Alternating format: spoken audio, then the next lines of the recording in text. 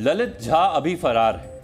उसकी तलाश में दिल्ली पुलिस, हरियाणा, राजस्थान समेत कई राज्यों में छापेमारी कर रही है, क्योंकि जिन 4 आरोपियों नीलम, सागर, अमोल और मनोरंजन को गिरफ्तार किया गया है, उनके मोबाइल फोन ललित के पास ही है। इस केस में चौंकाने वाली बात यह है कि आरोपियों के परिवार को शक तक नहीं हुआ कि उनके बच्चे कितनी बड़ी घटना को अंजाम देने की तैयारी कर रहे हैं। आरोपियों के घर और गांव में क्या माहौल है, इस पर हमने एक रिपोर्ट तैयार की है, जिसे आपको जरूर देखना चाहिए।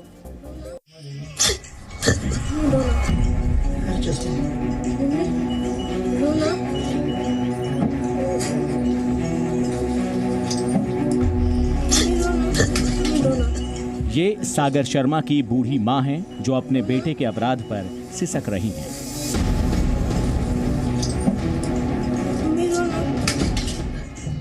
बेटा ऐसा अपराध कर देगा, इन्हें अंदाजा तक नहीं था। ये कहना चाहेंगे कि हमारे बच्चे को फंसाया गया है। वो हमारा बेटा ऐसा नहीं है, वो तो रिक्शा चलाता था। एक ही बेटा है मेरा, वो मेरा सहारा है। वही मेरा सहारा है। वो मेरा बेटा निर्दोष है, बिल्कुल। उसको फंसाया गया है। कौन लोगों ने उसे फंसाया होगा, अभी हम नहीं जानते। किसी ने तो फंसाया है उसको। लखनऊ के आलमबाग के इसी किराए के घर में सागर अपने परिवार के साथ रहता था। अब यहाँ ताला लगा है। कमाई के लिए सागर ई रिक्शा चलाता था, लेकिन उसके दिमाग में कुछ बड़ा चल रहा था। संसद पर हमला करने वाले 2 युवकों में से एक सागर शर्मा लखनऊ के आलमबाग का रहने वाला है। उसके घर के बाहर इस वक्त हम मौजूद हैं और आप देख सकते हैं कि ये कितना जो है, अगर हम कहें तो ये पूरा घर है जहां पर लोग किराए पर रहते हैं, अलग अलग कमरा लेके। और ये सागर का घर है। ये आप देख सकते हैं, छोटा सा ताला लगाकर उनके घर के लोग फिलहाल यहाँ पर नहीं हैं, क्योंकि कल देर शाम से पुलिस ने जब पूछताछ शुरू की तो 11 बजे तक पूछताछ ये चलती रही। सागर के पिता कारपेंटर का काम करते हैं, माँ उनकी बीमार रहती हैं और एक छोटी बहन है। सागर भी 2 साल पहले बेंगलुरु में था, वहां पर एक प्राइवेट कंपनी में काम करता था, लेकिन रक्षाबंधन में वापस लखनऊ अपने घर आया। उसके बाद से ही ई रिक्शा चलाने का काम कर रहा था।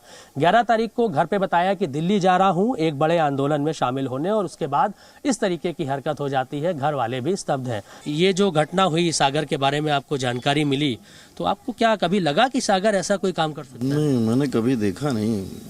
भांजा है मेरा, बेटे जैसा है। कभी कुछ देखा नहीं। कुछ होता तो दिखता। तो ये अचानक में है, कहीं ना कहीं फंस गया है किसी की साजिश में।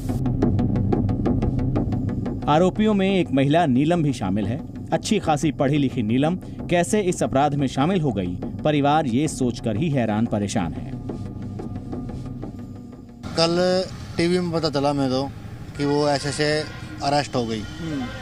हमें पहले नहीं पता था कि वो दिल्ली गई। हमने तो पढ़ाई के लिए हिसार छोड़ रखी है, वहीं पे रहती थी। 6-7 महीने हो गए। अच्छा, हाँ। तो उसकी क्वालिफिकेशन की बात जिस तरह से चल रही है चर्चा की, वो HCS की तैयारी करी थी। हालांकि जिस हिसाब से बातें सामने आ रही है, अच्छी पढ़ी लिखी एजुकेटेड थी, लेकिन इस दिशा में जब उसने आगे कदम बढ़ाए तो इसके बारे में क्या कहेंगे? क्या लगता है आखिर क्या सोच के उसने ये कदम बढ़ाए होंगे? उसने तो सिर्फ यही सोच के आगे कदम बढ़ाया है कि उसकी आवाज़ बुलंद हो। रोजगार है, जो बेरोजगार हैं उनको रोजगार का भी हक है। इतने पढ़े लिखे होने के बावजूद भी वो अपने पाँव पे नहीं खड़े हो सकते, तो फिर क्या फायदा है इतनी पढ़ाई करने का? तो शुरू से ही उसका मन किस तरह से, क्या इसी तरह की गतिविधियों में भी था? कुछ ऐसे कह रहे हैं कि किसान आंदोलन कह लीजिए या फिर दूसरे मूवमेंट्स कह लीजिए, उसमें भी उसकी भागीदारी देखने को मिलती थी, ऐसा था कुछ? किसान आंदोलन में तो सारा गांव, क्या मेरा घर था, मेरा परिवार है जो, वो भी साथ में था। एक आरोपी ललित झा की पुलिस को तलाश है। वैसे तो ललित बिहार का रहने वाला बताया जाता है, लेकिन कई वर्षों तक वो कोलकाता में रहा था। जिस घर में ललित रहता था, वहां जी न्यूज की टीम पहुंची। पहले मैं आपको ये घर दिखा दूं। ये एक कमरे का एक घर है जो कोलकाता के सेंट्रल कोलकाता में है, और इस घर में लगभग 4 से 5 साल ललित मोहन झा जो यहाँ पे रहते थे, और लगभग 1.5 साल पहले यहाँ पे आपको दिखाई देगा कि ताला लगा हुआ है, और घर में ताला लगा के ललित यहाँ से चला गया। यहाँ के लोगों को जब हम लोगों ने फोटो दिखाया, तुरंत उन लोगों ने पहचान लिया कि यही ललित झा है जिनका नाम संसद केस में सामने आया है। और उनका ये कहना है कि ललित यहाँ पे से खुद को शिक्षक परिचय देता था और बच्चों को पढ़ाने की काम करता था, पर उनकी जो एक्टिविटी था वो तो कुछ फिशी टाइप का था। ये कहाँ कितने दिन रहते थे यहाँ पे? ये कोरोना का पहले तक रहता था। ये घर किसका लिया हुआ था?